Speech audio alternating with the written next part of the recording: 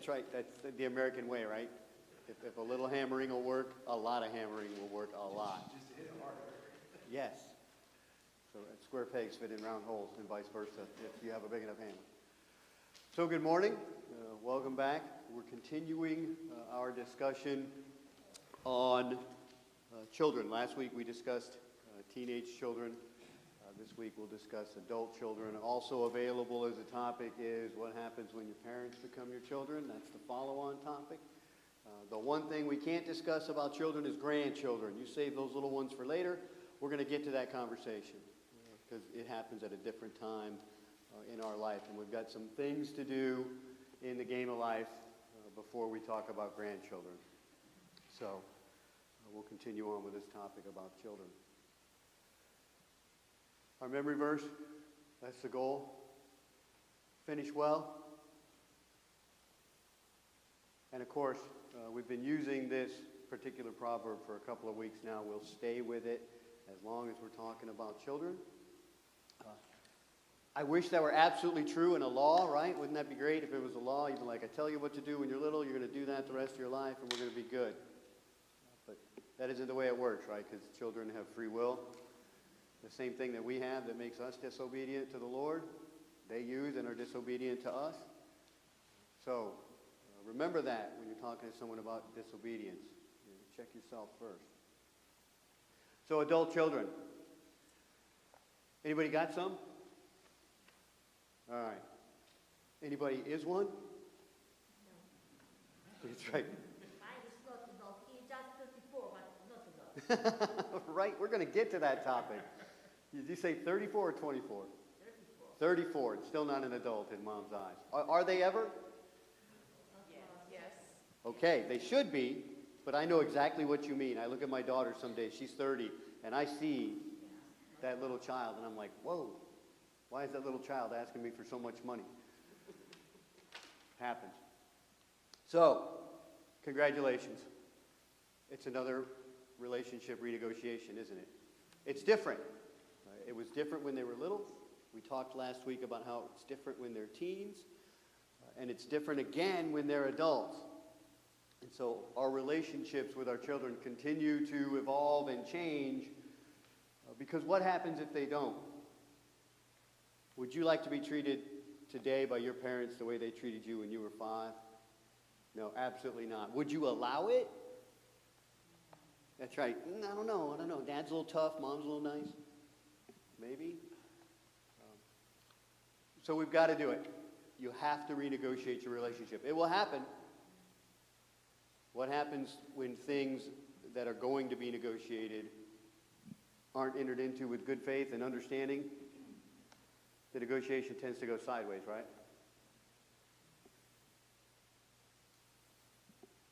So how about that one? What are the boundaries for adult children? How much of your life do you want your parents in? Mine? What would you say? Yes. They are. Absolutely. They're both dead. Wonderful. What was the question? How much are your parents? What are the boundaries? I was asking her a specific question because she's dealing with it right now in that part of her life where they may not have acknowledged that she's an adult. They want you to be, when they talk about all the good things, go, be free, get out. But not so much when it comes to that emotional separation and distance, and your problems are now your own. I heard a, Well, if everything's gone half as well as you want it to, then their problems, they actually have real problems that they necessarily haven't brought upon themselves. I would say that you're always going to be your parents. So you help them through those things because ultimately it's the right thing to do anyway. I'm not talking about buying them a house or getting them out of jail 18 times, but I am talking about some of the more difficult emotional, like loss and things like that. so you mentioned 3 boundaries. I agree with what you said. So first one you mentioned was real problem. I don't know the definition of that between me and my children, but we had to evolve that one. And then you won't bail them out of jail and you won't sell the house. Those are boundaries. So And Gene always had that rule, right? After, don't call me at 9. Don't specifically call me at 9 if it's about bail. One of the things that I think, being, I guess, an adult child and having to renegotiate some of these with my parents and parents-in-law, is that a lot of these tend to happen, it's kind of like the rules when you go to do your flex spend or your life insurance or health insurance through work. It's like when you have a life-changing event, boundaries seem to get renegotiated at that point. So you mentioned life insurance. It's funny. So my son has some life insurance that before his marriage, he made his sister the beneficiary of. She got some insurance and made him the beneficiary. And I'm like, what? Where's my loot? Which one of you two think who's putting who in the ground here if something happens to you? You think your brother's going to do that? That he could figure all that out and make it happen smoothly?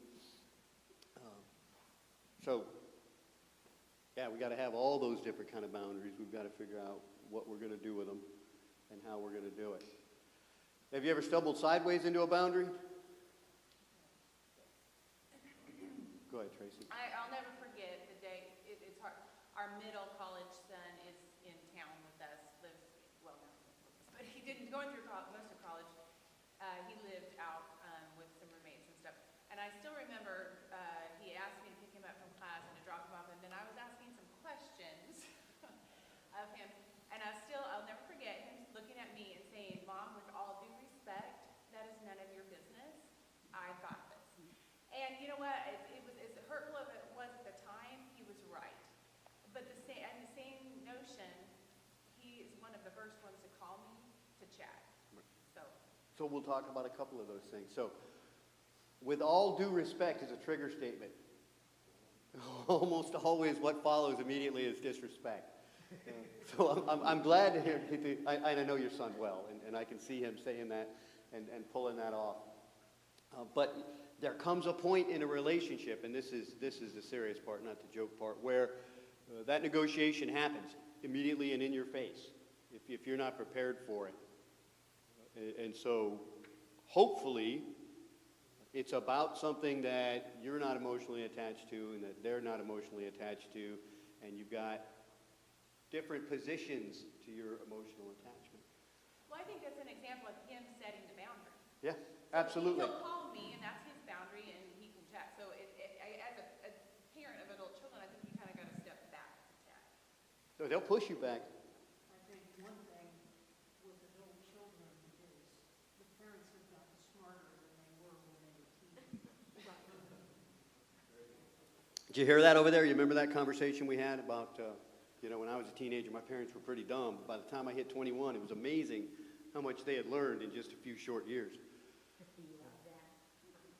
And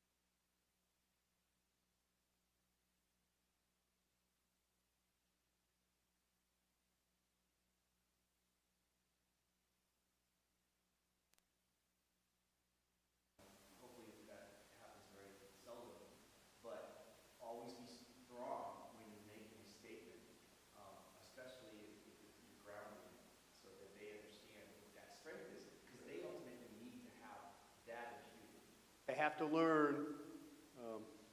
Actually make a decision. Yeah, they have. Well, okay, so you said it. So adult children have to make adult decisions. And it's best if you teach them young how to do that by setting boundaries for them so they can set boundaries for themselves so they can make adult decisions better. Go ahead, ma'am. I will say that it's little by little coming time when he saw what you raised. I like that term. See what you have raised? Yeah. That's beautiful. And sometimes I'm not satisfied with my son, then I think, who will I blame? That's my child. And what is the worst? You see your mistake. So now if you put good emotion in this child, show him love, respect, not punish him in front of friends, not raise him with violence, but with patience. And then we find this in the Bible. Jesus treated us like that. Then you will get this back. If you raise a child with violence, he will be violent to his family. So now we are harnessed to how you say what you raise. I think that reinforces the question you asked, which was you reap what you sow in a child's heart. Yeah. And so if you raise them to be against you, don't be surprised when they're against you. So, but this one's tricky, right? How many of us know an adult child who still leans heavily on, well, not leans heavily, but whose parents are still making most of the decisions in their lives? And it's not healthy. Yes, I believe that a healthy parent-child relationship includes continued communication. Kylie and Denise talk twice a week.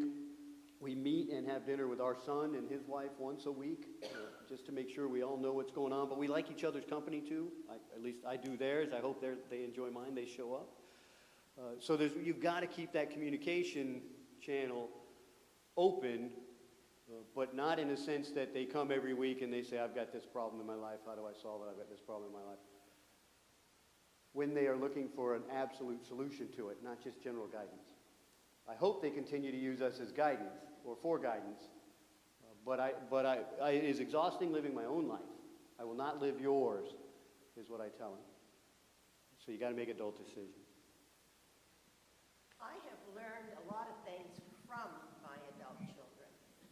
Things that I wish I had known when I was raising them. Did you share that with them? Yeah. That's one of the most, or one of the greatest compliments a parent can pay to their children. Another one would be from a father-in-law to a son-in-law when you say you are everything I'd hoped for. Or a mother-in-law to a daughter-in-law. You know, there are a couple of great compliments in life you can receive from people that are important to receive them from. And so that's wonderful that you were able to do that and then share that with them. Because a lot of adult parents always pretend like they're the teacher and not the student. Also, that goes the other way because I have heard from other people, my children as they got older, saying to other people, I was so mad at my parents when they did this, this, and this, and you talking about how much we learned in those short years, and how glad they were that we stood our ground, and that's probably the greatest compliment that I as a parent can Yeah, get. thank you for raising me is Yeah. one of those incredible compliments that you can get.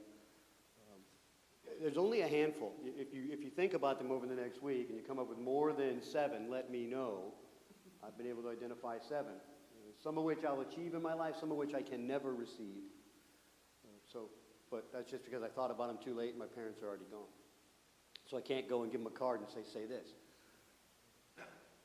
Right? Because you're more likely to get the compliment you fish for.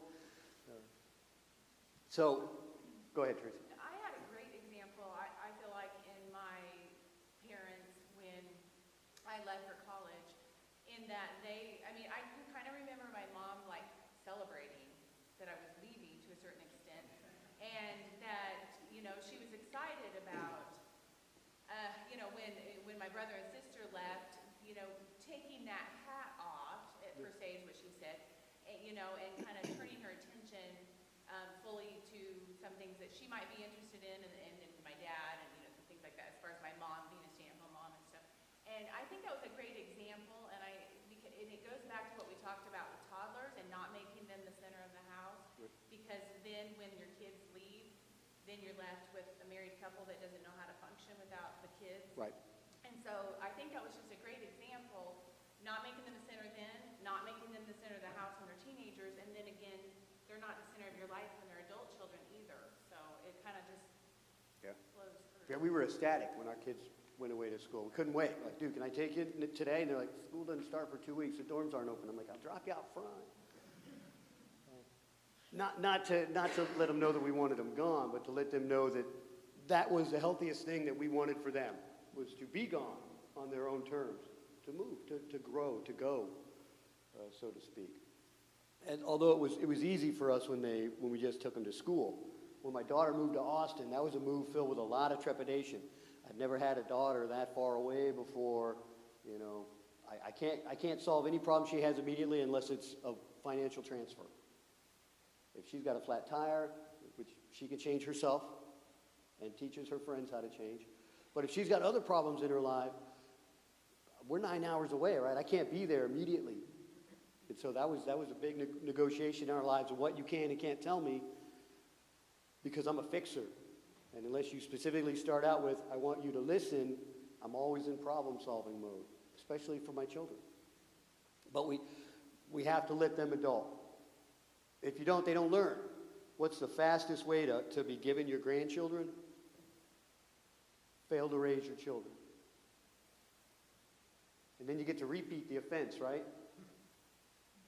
It's tough. So we've got to realize that change is happening. That our children are growing up, that we want them to go out, we want them to be on their own.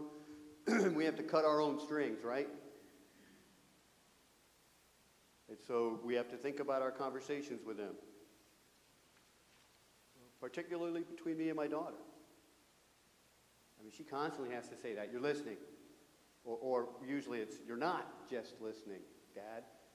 Stop telling me how to solve this relationship problem. I've got this. I just wanted to share some information. Could you explain what the second, the paragraph under the adult children Yep. means? So, it's a different relationship, right? Okay. And so in order to do that, I think that change does not come naturally to most people. Change is reactive. And so a certain, a variable changes and then we're forced to change. People don't change if they're allowed to just stand there and be the same. Particularly when we're talking about people. And if you like who you are and you are comfortable with it, your tendency will be to stay that way. So, you have all the advantages in a teenage relationship. You have the money, you have the power, you have the authority, you're everything. And what we are saying is that you have to abdicate that throne. And you've got to take a different position of more like the Holy Spirit. You're a come alongside her now, right? You're with him through this. Let's go. We're walking together. And that's a huge change in relationship. And if you don't do it intentionally, and that was why I started with that point, and I wanted to reemphasize it here, so thank you for asking the question. You got to know that you're in that relationship change and that your child's an adult. Now, for me, because I'm criteria-based in thought and execution, I actually have a mental list of things that I knew my children needed to do in order to be adults. The first one was call me and tell me you had a problem. The second was make a plan for your children's future financially. And the third was, make some form of major purchase or investment in someone else's life. I'm still waiting on number 3 for both of them, but they're both working on the first 2. Show me that you can assume ownership of someone else's problems and handle them is what that last one means. They've been shown it all their lives. When they can do that, then to me, they are fully functional adults, and they're ready to go even if I'm not there. Because I don't want it to be a question. When I'm ready to check out, I want to know that I can check out, punch my ticket, go to heaven, and be done. No concerns, no regrets. And so being a parent, as one of the highlights of my life, was important to me. And so I may have overthought it, but I was deliberate in raising our children, because the most important thing was they not turn out like me. The old me, you see in 2.0. 1.0 was a criminal by nature, and he had no morals. So if that explains or over-explains and overshares. So be careful. When you say it doesn't come naturally, we got to be careful too, because we are influenced by, there's somebody that one book that of a parenting guy, I don't know, author, that I do like, and in his book, which is funny because he's a psychologist, he calls all the parenting advice out there and all the books that are out there to teach you how to raise children, the Tower of Babel, because it's so confusing. We try to jump B-A-B-B-L-E. Yeah, right. We try to read our way through, how do I parent? What's the latest way? And we should throw all that away. We know there is some natural, things that do, that are innate in us. And so we got to be careful not to listen to, especially, Right. I'm great at throwing away other people's great advice. And it's both an advantage and a disadvantage in my relationship. And we mentioned, was it last week or the week before, to go to those within the church that we see fruit on the tree and how they did it and how their children turned out, and ask for advice and help. Not be afraid. Right, because we're supposed to be a community of people who believe and want the same things for ourselves and our children. So, I'd never read a single parenting book. It was discovery learning for both of us, but we started out with a lot of discussion about what it meant, because that was the defining point of my life. I needed to have a son and raise him to be different than I was. Part of the renegotiation of what I and my wife have done with our children, and we do have a 34, by the way. 34? Yeah, and our granddaughter's upstairs. Did he say 34? Yeah. 34 kids? Are you gonna be all right? Okay, so I have a 34-year-old. My point is, part of the renegotiation is that, and I preached this before, is that never in the Bible are we referred to as God's adults. We're God's children. And when we are explaining to our children that we have made mistakes, we put ourselves below God so that they understand that we are not perfect, and that when we renegotiate that, whatever it is, they understand that we are children of God as well, and that we are adults in the sense of our growth as humans, but not spiritually above or even equal with God. And if I could change one thing about how I parented, it would be exactly that. I was not a Christian during our children's young lives. And so Denise brought God into their lives, but I didn't. And it wasn't until they were almost teens that I got baptized. They will respect, even my 34-year-old daughter who's struggling, she respects the fact that we put God first no matter what. And it was painful for her at times. So I'm just saying that's, Yeah. and remember. So, you ever have a child violate your dream for them? Typically in America, it's when they say, I'm not going to college because that's not what I want. There are a lot of other ways they can violate your dreams for them, right? Just shatter them. So, your dreams for them may not be their dreams for themselves. And sometimes just putting it in that terminology helps frame the discussion. Because whose life is it anyway? Yeah. You now come to the point that is very important. Finally, First, 9 weeks in. there is no good parents. There is no in this world. Everyone makes mistakes. Second, the biggest mistake is that we look childlike that we are. This is not who we. Each child is person for themselves, and we have intention to correct on each child mistake that we make, and that child would not even think about stuff that we make, and it was wrong. And it's very hard because we all want the good. Our children, we love them and everything, but there is their life that we are just part of that life, and it's not such a stuff like good parenting. That's a wonderful way to say it. It's their life. You're just a part of it. That's a hard thing for some parents to wrap their heads around. Can you imagine your little one being an adult yet? Trying to? Right. Already looking forward to that day. So many stages of growth all the way through that. So, but you talk about what dreams you have for your child already, right? Wow, imagine if they're this, imagine if they're that. And that's okay. That's emotional commitment and it's healthy. But you can't make that the only path that they can run. Because they're going to choose their own path. And they will try to force themselves into yours for as long as they can. And ultimately, it only makes when they choose to leave it harder on everyone. So we have to be careful. So understand that. So how you know, the ways, my daughter doesn't need me to, you know, pat her boo-boos and put Band-Aids over them anymore. She needs me in different ways. Sometimes some financially painful ways as we help and make that transition. So we have to be careful on the decisions we... Have you ever had a child come to you with a problem and you're like, nope, you go deal with that? That's a way to establish a boundary. When they call you up in the middle of the night finally and you're like, nah, dude, a flat tire at 3 a.m. on a Saturday night because you chose to be out at 3 a.m. when I got something I have to do tomorrow morning, you can fix it flat. So, daughter calls us 3 weeks ago.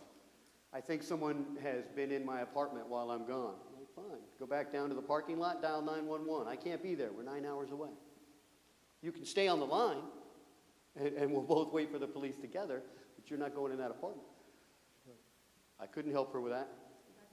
It is something that you say, but have also the different side of this. If your child is in trouble, who will give you a call? Yes. I said to my son, whatever you do in your life, first you call me. Don't call your friend. You are drunk. It's not okay. But you cannot come home. Call me. Don't let you to drive your car or put someone in your friends. That's just an example. To drive you and you will cause more problem than it is. Whatever happens, call me. Right. So now we're talking about a life, health, or safety issue. And you know, if you've got something on that nature, I would certainly want to be called, and I would hope that my resources would be, you know, seen to be available by my child to help them out of their situation. You have any children that aren't like you? Wait till they grow up. Somebody have a... Yeah, actually, I was kind of a couple of minutes back. My little sister and I just had this conversation. Her middle daughter has made some egregiously bad relationship decisions. And my sister, God bless her heart, actually decided to take the bull by the horns last weekend and sit the young lady down and discuss those bad decisions.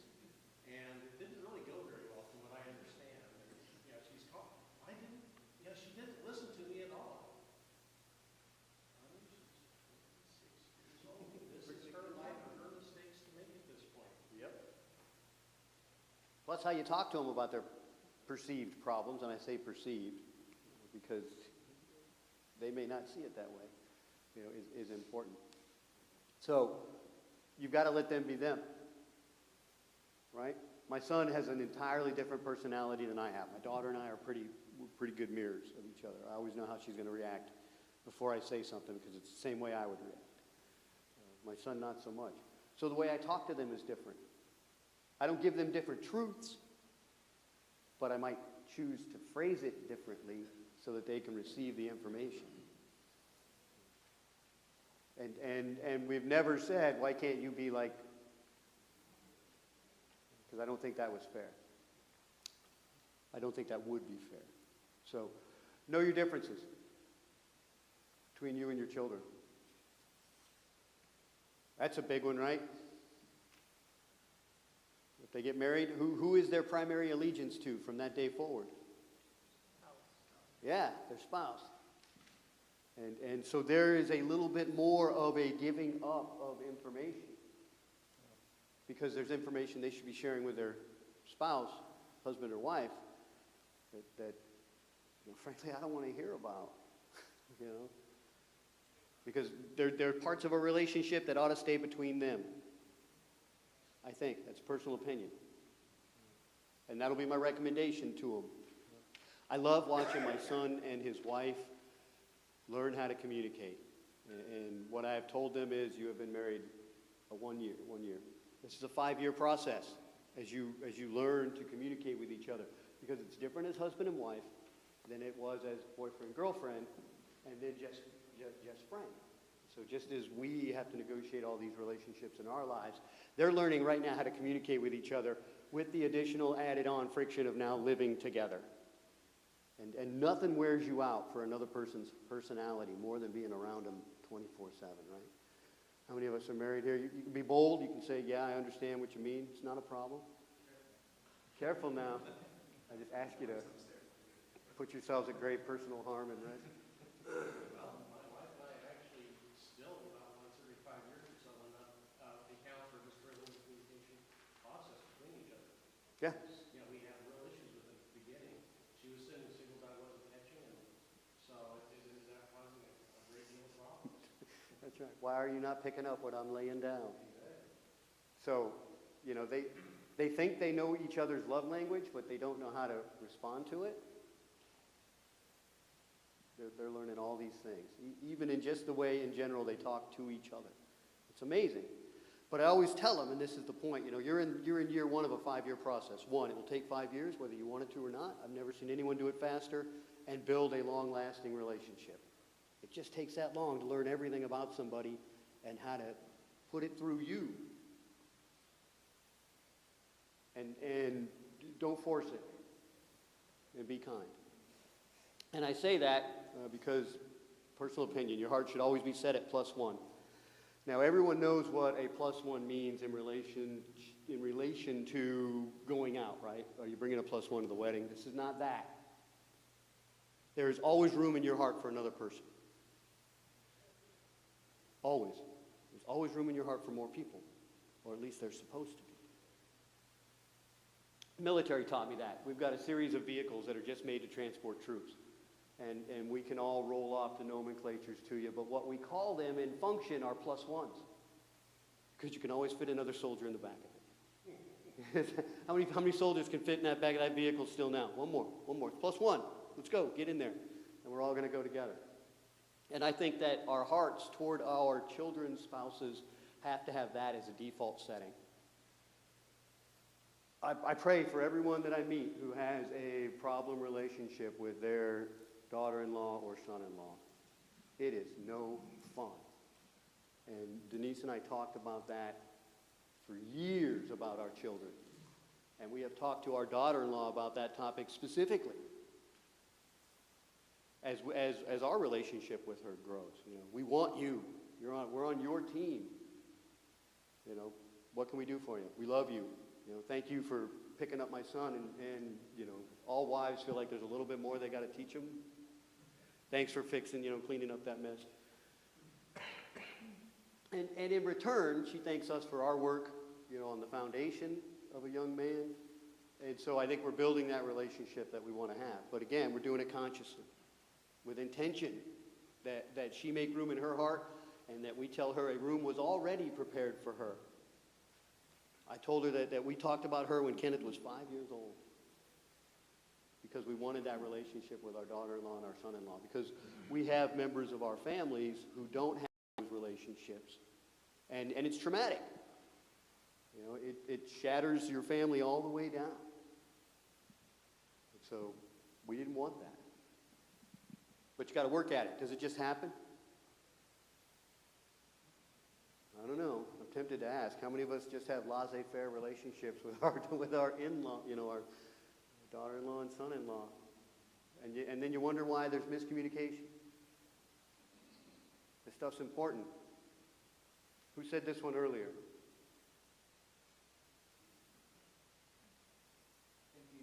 No, I thought it was him. Do they have to? No. Do you want them to? You've got to be okay with them saying no, because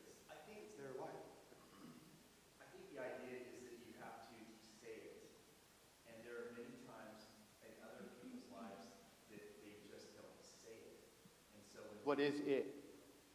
The advice. In other words, you have to be willing to say the advice and maybe even repeat it and then step back. Because there's many people that I know are living lives where they say also, it's like if you have a conversation with somebody, you go, and I said love lives. Did you say that? Well, no, I didn't say that. And so people do that inherently.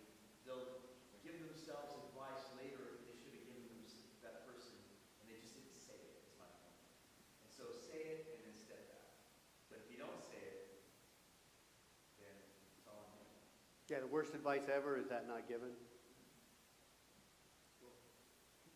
Like always, you can say stuff in different ways.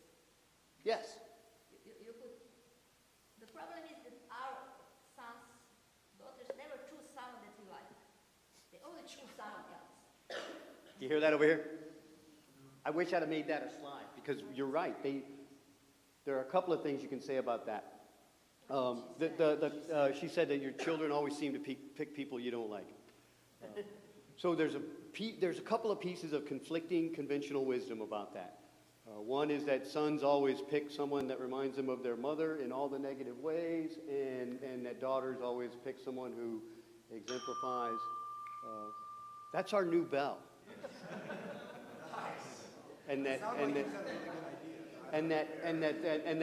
sons tend to pick women who exemplify all the negative traits of a mother. I think that's not true. I think that what they do is pick someone who reminds them of an image that they have created in their minds of a spouse. One, there's a natural conflict of giving your position away to another, which is what mothers and fathers do for sons and daughters when they get a spouse. And then two, the worst personality you can ever be confronted with is your own. And so there's a reason opposites attract. It's easier to live together. Yeah, it was my oldest son and his wife one time were having marital problems. And of course he calls me for advice. Now, what do I do, Dad? I had to stop and think a minute, and I said, son, I'm not qualified to help you with this. You need to see a marriage counselor, a professional, preferably a Christian counselor, because I'm a member of the Right. church. A Christian counselor to help you with these things. That was my advice. I like that. I don't know if he took it or not. but- Right. But that's not the point. You made a couple of great points. One is know when you probably should not be giving advice. I'm not going to give anyone advice on how to build a house unless you want to watch it fall over. It won't be too much longer after we build it. I have no carpentry skills. But if you want to know how to move a formation of soldiers across the battlefield, okay, I can offer some advice on that. I can give you, there are subject matter areas where we're all experts and some where we are not. But I like your advice because when we talk to our children about their marriage, we have a natural tendency to take their side. And we can offer biased information. And friction in a marriage is incredibly hard to solve because most people won't do the only thing you need to do in order to solve it, which is sit down, accept your part of the problem, and commit to fixing your part and telling the other person you love them and nothing else. Yeah, Ray, and I'll also say, when we talk about kids and spouses, a lot of kids look at how their family is. And my daughter will always say, I want to find somebody that we can build with my dad because of the way he takes care of the family, the way he does that, how he treats mom, and all of that. So that home life has an impact when those kids start looking for spouses. Yeah. You know, every now and then you will have someone that won't bad boy or the advice, but you can cross your fingers on that. But I think the way that we raise the kids and the way that they see the home life is while they're growing up has an impact on when they start looking for spouses too. Right.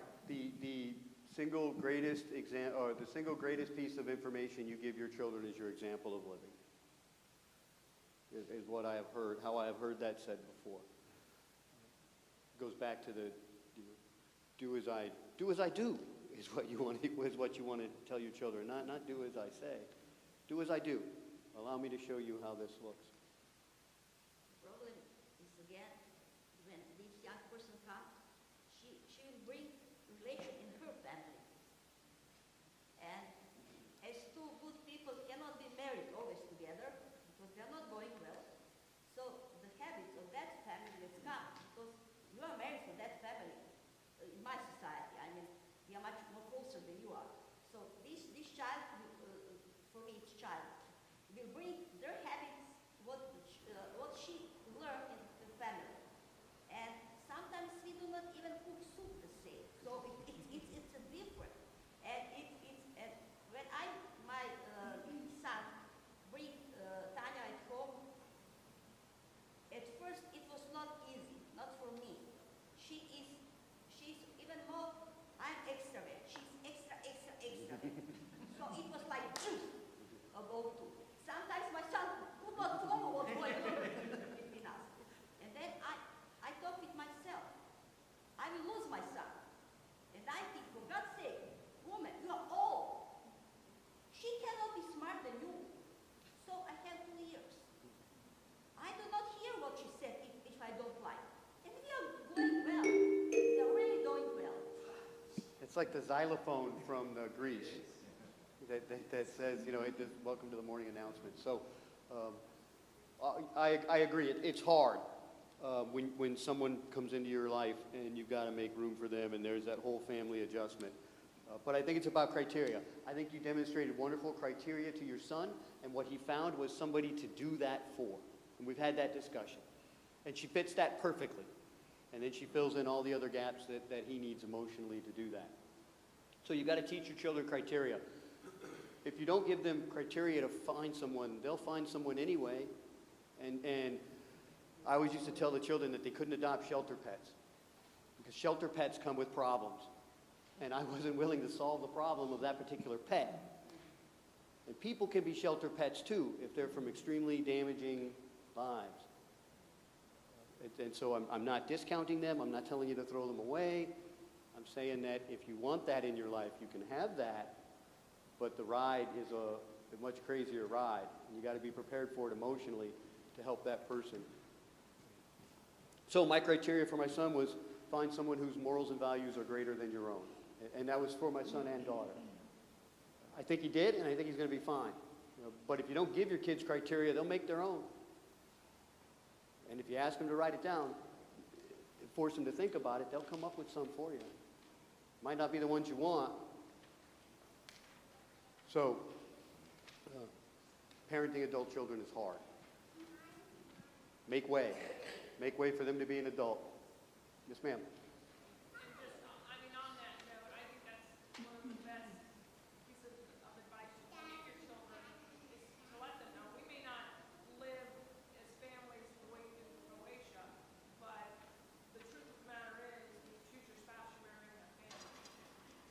And that was a conversation I had to have with Kylie. It's like, sister, you better look at your in-laws. You want them to be your in-laws? In-laws are family too, right? In-laws are family too. Yes, they are. So when they're getting married, that is just advice to anyone with littles. Make sure they're aware that you're not just marrying that boy or that girl. You're marrying that whole family. Okay. We're out of time. Thank you for the conversation.